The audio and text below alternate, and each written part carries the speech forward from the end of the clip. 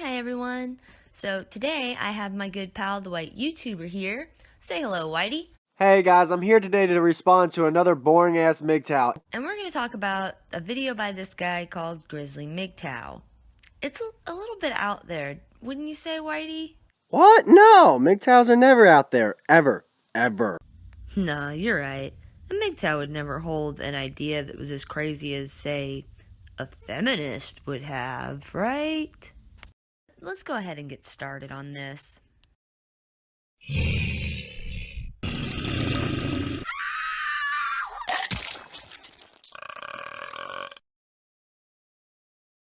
Good afternoon, everyone. This is Grizzly 907 LA, and I'm reporting from behind enemy lines. Breaker, we got a Cabbage Patch Kid on fire. We gotta put it out with this hose war. Let's go. You're cracking me up, Whitey. Come on. Let him talk. Let's let him talk. Today I got an article that was from Forbes. It was from Forbes. And the author of the article is Larissa Farr, and I'll put a picture of that cunt up there so you can see her crazy ass eyes. Come on now. I'll admit this picture looks fucking crazy, but we've all taken crazy pictures before, right? And it's not fair to judge this person before you've even read their article. You're just telling everybody here, go ahead, automatically think this bitch is crazy off of this one picture that I found of her looking crazy. And all the while, all we see of you is a meme picture. You're not showing what you look like, so don't be bitching about what she looks like. And honestly, her eyes look fine. I mean, her cheekbones were a little out whack. It looks like she was harvesting food for the winter as a chipmunk, but besides that, it's fine. The title of the article is, Why Are So Many Professional Millennial Women Unable to Find Dateable Men? I'm not going to go through this entire article. I'm going to just read the spots I highlighted and took notes on. But as you could already tell, it's probably some fucking bullshit. So let's get started with this fucking rape train of pain. Rape train of pain. I gotta write that one down. We were accepted into the right college, landed the dream job, and developed a network of amazing friends. Our apartments are beautifully decorated, and we have closets full of stylish clothing. Romance hasn't been entirely sidelined, but we do not waste our time trying to cultivate a relationship unless someone is really amazing. So she says, well, they were accepted into the right colleges, got the dream job, blah, blah, blah, blah. In reality, they were accepted into the right colleges because of affirmative action. Straight men can give a fuck less about your apartment, how beautiful it is, or how well decorated it is. And, of course, this bitch's definition of really amazing is totally unrealistic. How do you know that? While there are genuine differences between the sexes, our mental capabilities is not one of them. Nor is our desire to seek higher learning for a better job. Sure, men and women's minds work differently, and they're better at different things, but they both have the same ultimate potential. Also, if you met a woman whose home was an ugly mess and who had no dress sense or education, you probably wouldn't date her. But sure, it's a little vapid to mention these things as if they're essential to being a woman. Some of us don't care as much about labels and know you can get nice looking stuff at the thrift store and save a bundle. And we don't feel our furniture is as important as the loved ones who will make use of it. Also, how do you know what her definition of amazing is? You just sound like you're pulling random accusations out of your ass here, dude. You're just saying this is how all women are. That's what it sounds like. This is your assumption of all women. Good shit, Amanda, and I'm glad you brought up the fact about the girl having a messy house, because if I were to walk into an apartment building of a girl I'm, going on a date with, and there is shit smeared on the walls and fucking hepatitis needles all over the place, I'd fucking, try to get a handy, but, after that, I'd probably get the fuck out of there. Whitey? You're saying that you would get a handy from her? In the apartment with shit smeared on the walls? With the hand that she probably used to smear the shit? Putting that all on your dick before you would leave the shit smeared apartment. Alright. Teach their own. I'm not judging. Really, I swear I'm not. Shit dick. Shit dick. Pardon me. My bad. Continuing on, but now a growing number of millennial women are beginning to fret over the unanticipated consequences of prioritizing our careers before love. And I only need to look at my group of friends to see this reality. Again and again, year after year, my successful, gorgeous, and amazing friends remain lists on New Year's Eve and on Valentine's Day and on the 4th of July. Well, you know what, honey? Men really don't give a fuck about your career. Most men are put off by career women.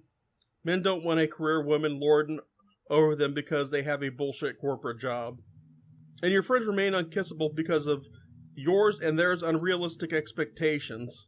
And the reality is that the only dateable men we encounter are either attached, gay, or otherwise involved in its complicated situations. Well, that's because they can afford hot and sexy women that are not you.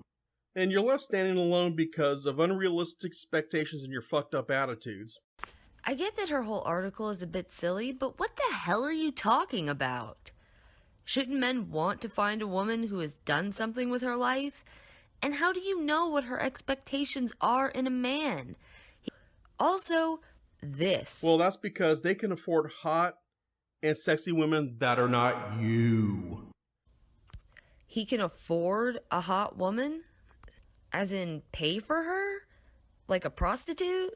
Amanda, it's called an escort, alright? They'll fucking escort your cock right into their fucking mouth. That's what that sounds like, dude. What do you think, Whitey? Well, honestly, Amanda, I'm starting to think some MGTOWs, they just want a fucking pet. They want a pet and they want their woman to be their pet.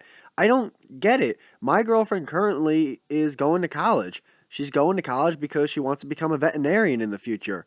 I want that so bad for her. Not only because is it a good job to have, will help financially with our relationship, of course, but I want her to do this. I want her to succeed in this because it will make her happy.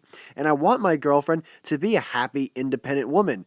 A relationship isn't supposed to be perfect. You're going to have arguments and stuff, but in terms of her having her career path set, that's fine. I want her to be proud of what she does. I want my girlfriend to be proud. I want her to be strong-willed. I don't want her to be a fucking pet. I don't want a yes girl. That's fucking lame. That's boring. Women used to feel more pressure to get married and have kids earlier and prioritize those goals above the others. Add this to the woman's ability to now be self-sufficient financially and supported socially by so many friends in the same boat. It shouldn't be that surprising. So many millennial women are single. Except to us singletons, it isn't supposed to be this way. Dumb bitches really think that being self-sufficient is something that men are attracted to, but in reality, we're not. We are the hookup generation. We are afraid of commitment. We are ballbusters or fairy tale dreamers. Each cliche may have elements of truth, but the fuller story is a result of several influencing and interconnected factors. Well, here's the reality. Men naturally want to settle down, but our gynocentric society has made that a bad business decision. Men are repulsed by ballbusters and fairy tale dreamers, you dumb bitch. What the fuck did you just say? For one, it's not as if we are holding out for Jake Gyllenhaal, but we do have certain non-negotiable expectations for potential mates that include college degrees and white-collar jobs. Life has always gone according to our plans, so why wouldn't we land a man with these reasonable requirements? Bullshit! Women hold their noses up to blue-collar guys and look down on them because they've been conditioned to do so. You won't land these type of men if you're fat, ugly, a total miserable cunt, or all of the above. Dude, chill. You talk so fast, I have trouble figuring out when you're reading the article and when it's you talking. It gets confusing and hard to respond to you. But I can agree with you here somewhat.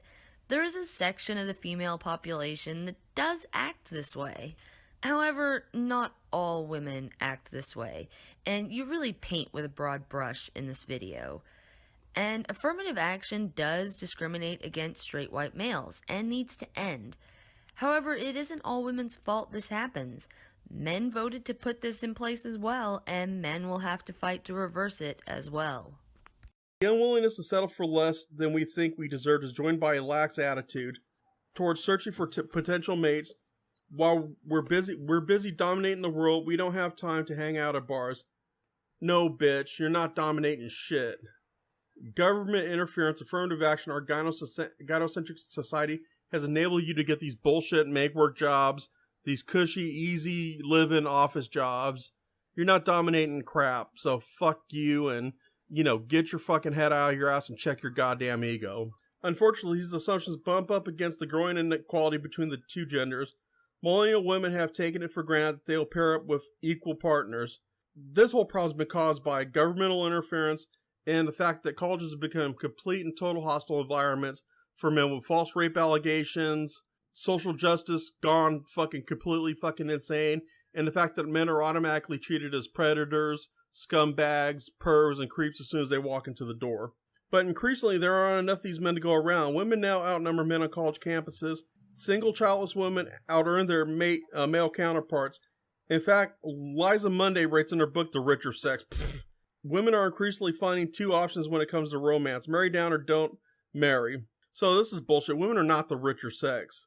This is an artificial construct. Without government, without Big Daddy government backing them up, women aren't shit. Oh my god, I can't. Amanda, can you help me out on this one? Again, true that affirmative action and the government does play a part in getting some women and men into jobs they don't belong in. But the majority still go into jobs they are trained and prepared for, and they do well in them. But I also agree that women aren't dominating. It's equal. Men and women are just good at different things. But to say women are shit is a bunch of bullshit, alright? It sounds a lot like what some extreme feminists say about men. There needs to be a cognitive behavior change in what are considered important traits, says Monday.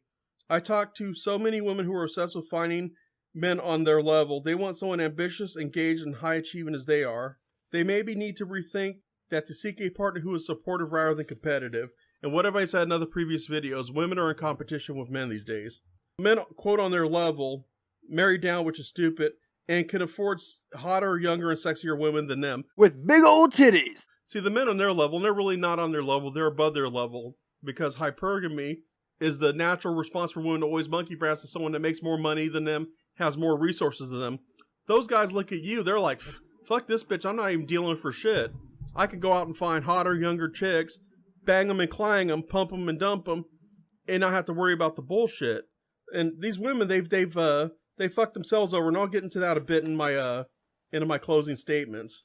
And the whole thing about supportive rather than competitive, better yet, maybe they can get back into their naturally designated roles, which is serving the man, making children, keeping the house, keeping the guy's stomach full and his balls empty.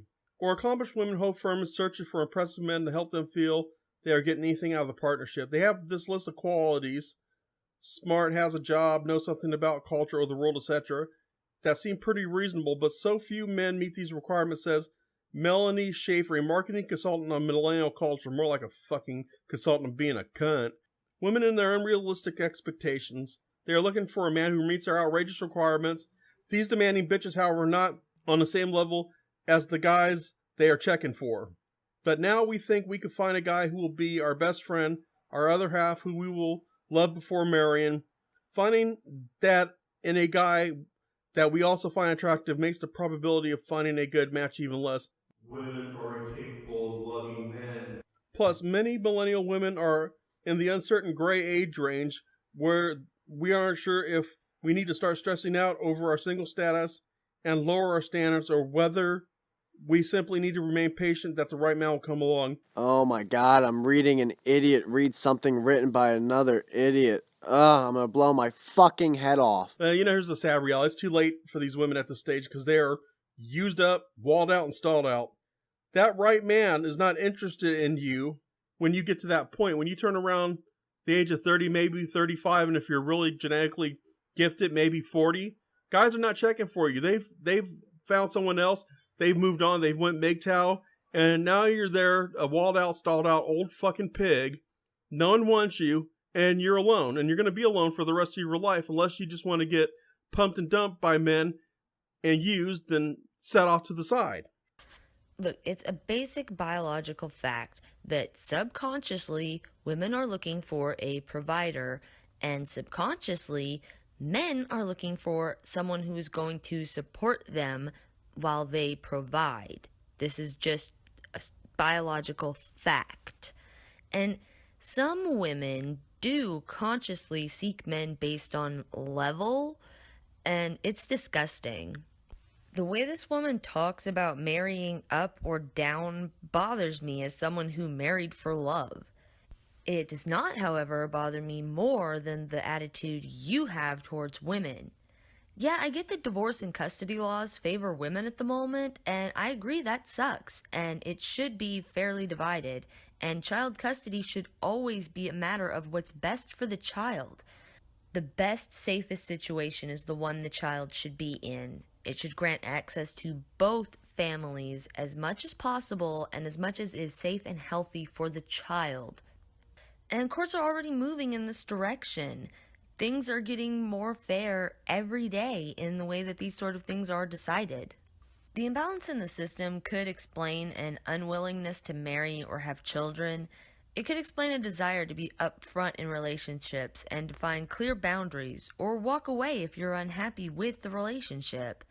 It does not, however, grant you the right to treat women like playthings or as if they're less than you, and get upset and say that we're using shaming language or that we're hypergamous bitches when we refuse to act like we're less than you. What? Yeah. What she said. Oh, I'm sorry, Whitey. Am I boring you with this common sense? Would you rather listen to this crazy fool talk? Let's go ahead and do that then. Let's listen to this crazy fool. Here we go. There's also an odd paradox that millennial women can be outright ambitious in their professional lives, but the same approach to dating conveys desperation. Marriage is a worthy goal, says Mundy, more like cunty. Ooh, good one. It's strange that it's stigmatized. When women work as explicitly hard to find romance as they do for their careers, they are seen as man-hungry. It's a shame since studies show marriage makes one healthier and happier. There's no shame in wanting a good life.